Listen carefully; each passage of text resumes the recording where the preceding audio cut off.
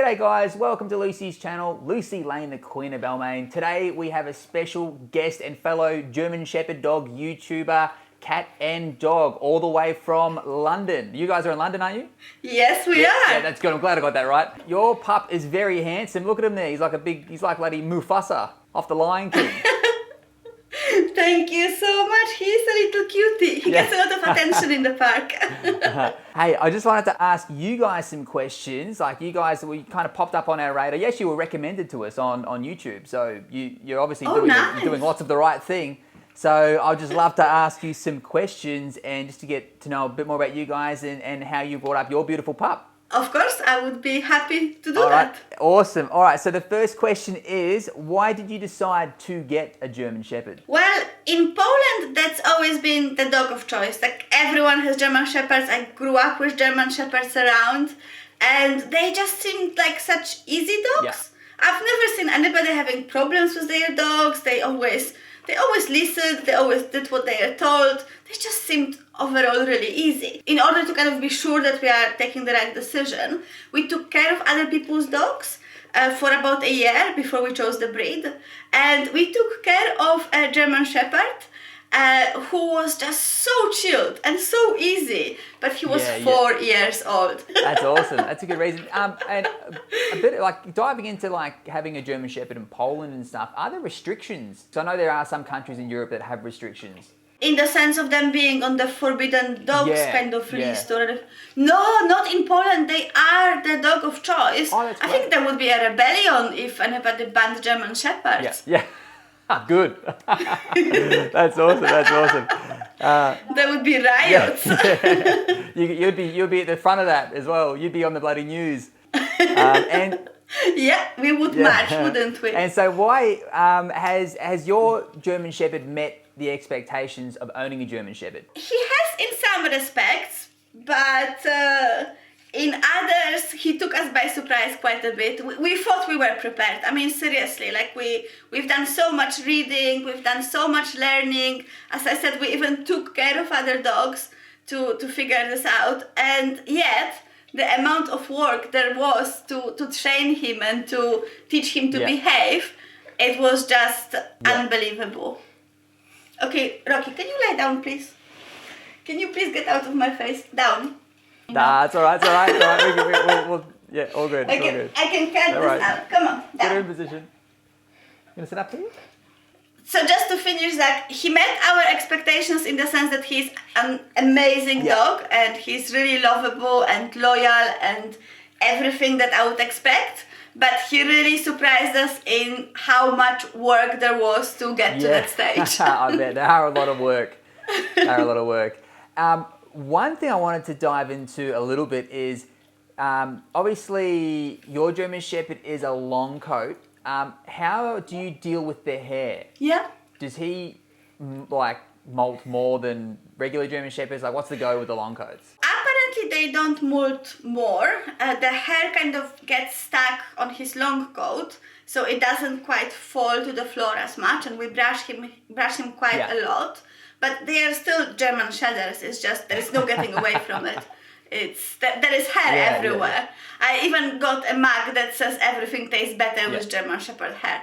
It's just you give up. It's crazy. With the German Shepherd hair with Lucy, I did a video once on things that she's destroyed. Her hair's destroyed. The hair ruined our air conditioning system in the car. No way. And my MacBook Pro destroyed. I had to get it fixed, and there was dog hair all through it, and it shut it down. And crazy, insane, right? Her hair has cost us multiple thousands and thousands of dollars over a couple of years in electronics.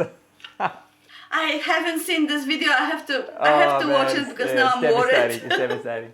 Now, was your German Shepherd your first dog, or have you had dogs previously? That was my first dog as an adult. I had some dogs when I was a child, but it's clearly not the same when the parents are doing all the hard work and you just play with it occasionally, you know? Whereas being actually responsible for one, it was my first dog. Well, you're doing a very good job. Very good job. It wasn't easy. I cried many times. I kid you not. I cried many times. It's just the amount of work that they require, the amount of time that's something I wasn't quite prepared for. And I kind of felt like I was always doing something wrong.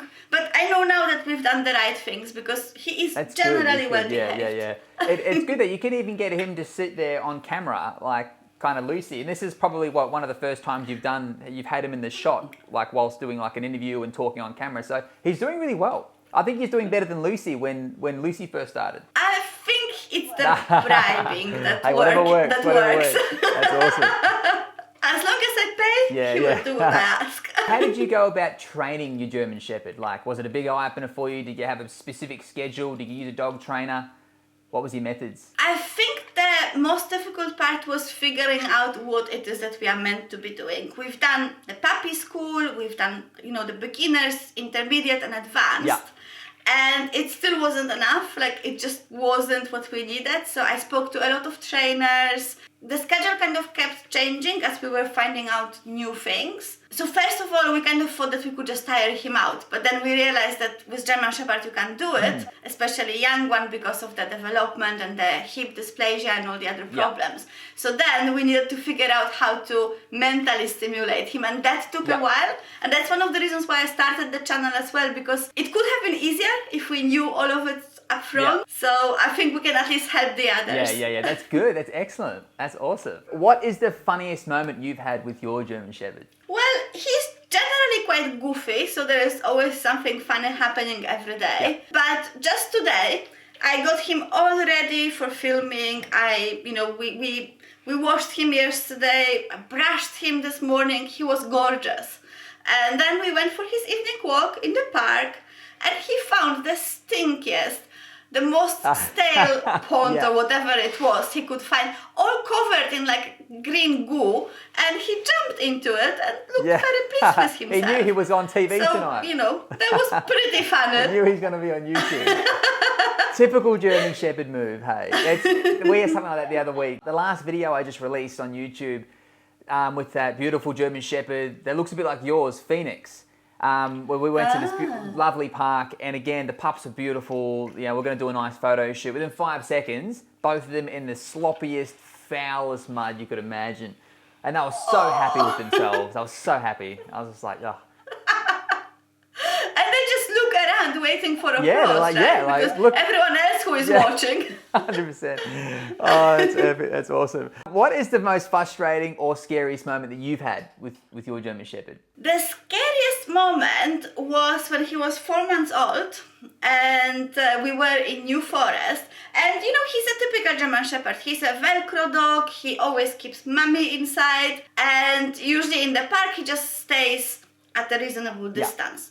And this time he saw a deer and he went. He may have been missing for like a minute or two, but I was terrified. I just thought I lost my little puppy. Funny enough, yesterday we were walking down a path to the park. It's sort of closed off, it's like walled off, so I usually let him off leash there. And there was a fox. And this one goes crazy when there are foxes. He started running faster than I've ever seen. And I was terrified again, thinking, oh my God, I will never see my dog again. And this time even more, because he could run somewhere where there are cars. I called him maybe 3 times.